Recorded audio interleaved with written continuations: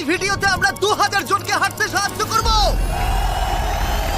তোমরা যে ভিডিওটা দেখতে চলেছো সেটা অন্য সব ভিডিওর থেকে আলাদা। হাঁটা এমন একটা জিনিস যাকে আমরা প্রতিদিন খুব সহজভাবে নিই, কিন্তু সারা বিশ্বের লক্ষ লক্ষ বিকলাঙ্গ এই সুযোগটা প্রতিদিন পায় না।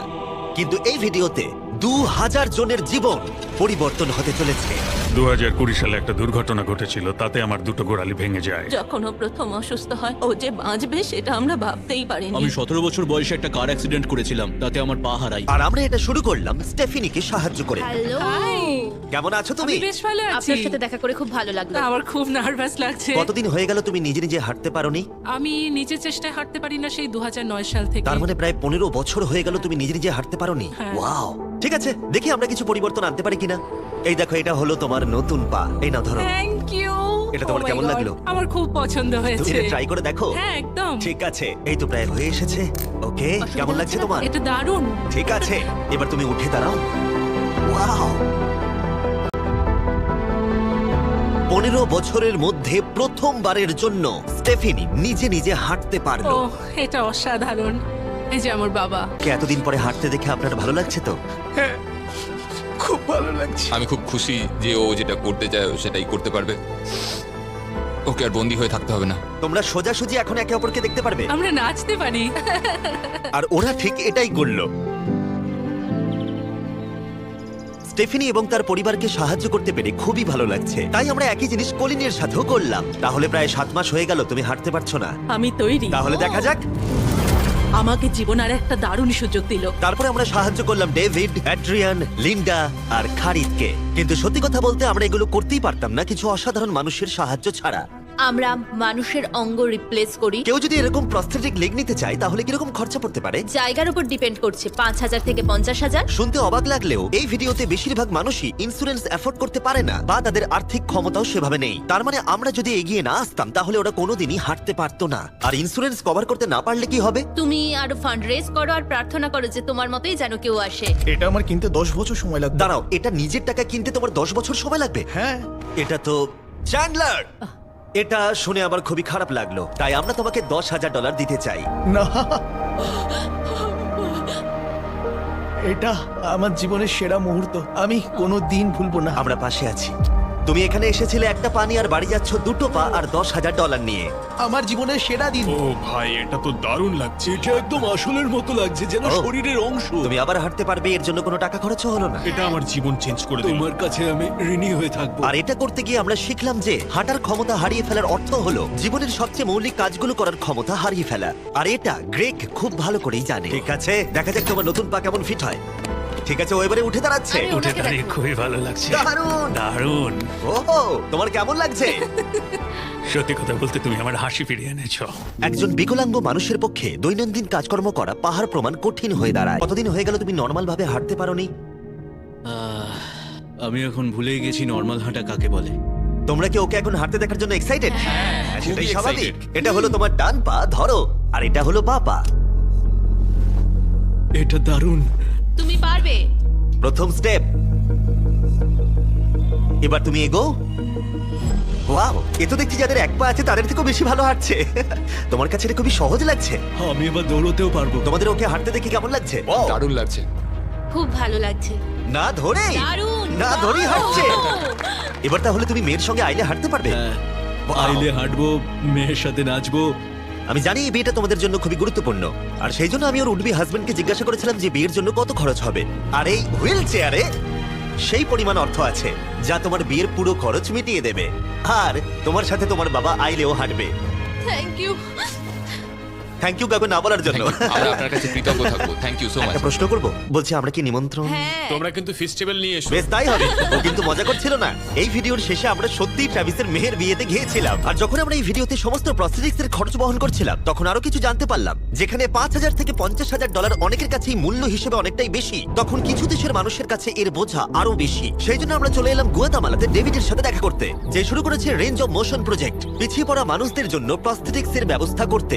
এখানে যে প্রস্তরিক গুলো সাপ্লাই হয় সেগুলো আগেকার টেকনোলজি, এখনকার টেকনোলজি নয়। কিন্তু এগুলো এত দামি কেন হয়? এখনকার টেকনোলজি গুলোর দামই অত্যাধিক বেশি। আর ডেভিড একটা সহজ উপায় বের করেছে যাতে কোয়ালিটি এক রেখেও এগুলোর দাম অনেকটাই কমানো যায়। এখানে যা কিছুই দেখতে পাচ্ছ তার সবটাই রিসাইকেল প্রসেসের মাধ্যমে করা হয়েছে। তার মানে এই রুমে যা যা রাখা আছে সেগুলো অন্য প্রস্থেটিক থেকে রিসাইকেল করা। আর বেশিরভাগটাই কিন্তু ফাংশনাল। তোমাদের কাছে প্রস্থেটিক থাকলে আর ডোনেট করতে চাইলে একে ডোনেট করো অন্যদের সাহায্য করার জন্য এই ওয়েবসাইটে গিয়ে। সেই জন্য এটাকে কম দামে বানাতে পারছে গোটা পৃথিবী জুড়ে যাতে গরিব মানুষদের সাহায্য হয়। আর সেই জন্য আমরা গুয়েতামালাতে আরো অনেক বেশি মানুষের জীবন পরিবর্তন করতে সাহায্য করতে পারবো।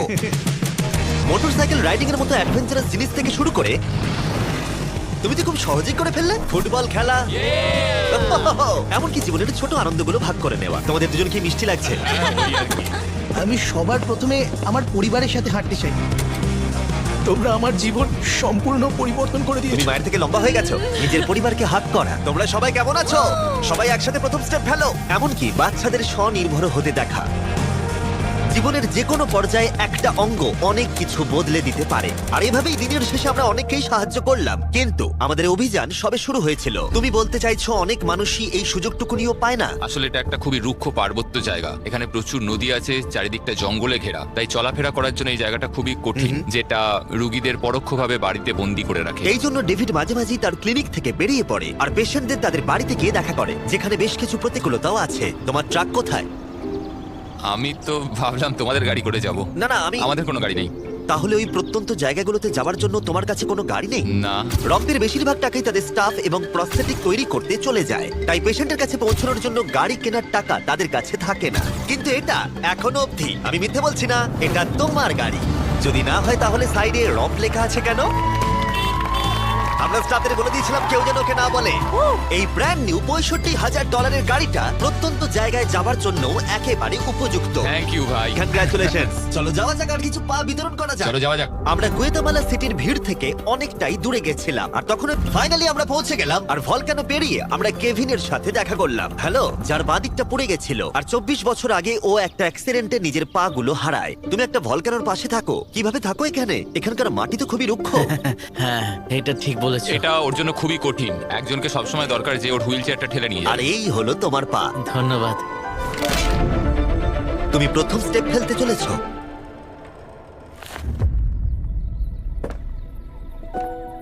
ঠিক আছে, আমরা এখন ভলকানোর পাশ দিয়ে হাঁটছি। নিজের মায়ের কাছে যাও। এসো এসো। আহ, আই লাভ ইউ। খুব ভালো থেকো। আমাদের মতো অনেকেই খুব কষ্টে রয়েছে, আর আমি ঈশ্বরকে ধন্যবাদ জানাতে চাই আমাকে এই সুযোগটা দেওয়ার জন্য। যেমন কেলি, যে 6 দিন বাসে জার্নি করেছে এখানে আসার জন্য, এটা না জেনেই যে ও এখানে প্রস্থেটিক পাবে কিনা। এটা খুব ভয়ের ছিল, কারণ আমি কখনো দেশ ছেড়ে বাইরে যাইনি, কিন্তু আমি এখন রিস্ক নিয়ে চলেই এলাম এখানে। এই জন্যই আমরা এখন এই ভিডিওটা করছি। ঠিক আছে, 2 বছর হয়ে গেল তুমি হেঁটেছিলে, একটা দারুণ মুহূর্ত। তুমি প্রথম স্টেপ ফেলো। আমি খুব খুশি। কিন্তু এই পরিবারটাকে অতীতের কথা ভুলে গিয়ে এতটা খুশি হতে দেখে আমার ভীষণ ভালো লাগলো। অনেক অনেক ধন্যবাদ। আর ওদিকে এডুয়ার্ডো নিজের নতুন পা পেয়ে একটা দারুণ রিয়াকশন দিল। ও এটা কিস করলো, মন ছুঁয়ে গেল। ও কয়েক মাস হাঁটতে পারেনি, যেটা খুবই বাজে ব্যাপার, কারণ ওর বয়স মাত্র 5 বছর। একটা দারুণ মুহূর্ত। তুমি হাঁটার জন্য তৈরি তো? ওর মা বলছিল ওর একটা পা না থাকার জন্য ওকে টেনে টেনে আনতে হতো, আর ওর খুব খারাপ লাগতো একটা পা না থাকার জন্য। আর এখন ওকে এভাবে হাঁটতে দেখে দারুণ লাগছে। এই নাও ধরো, তুমি এটা পরে দেখো।